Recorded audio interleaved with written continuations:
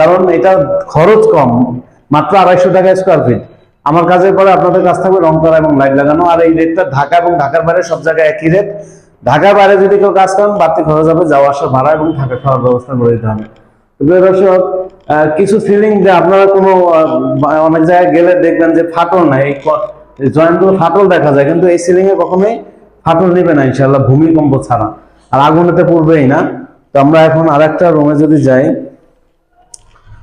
আর হচ্ছে এখানে হচ্ছে ওয়াশরুমে হচ্ছে কিছু রাখার জন্য আমরা একটা পিভিসি বক্স করে দিয়েছি।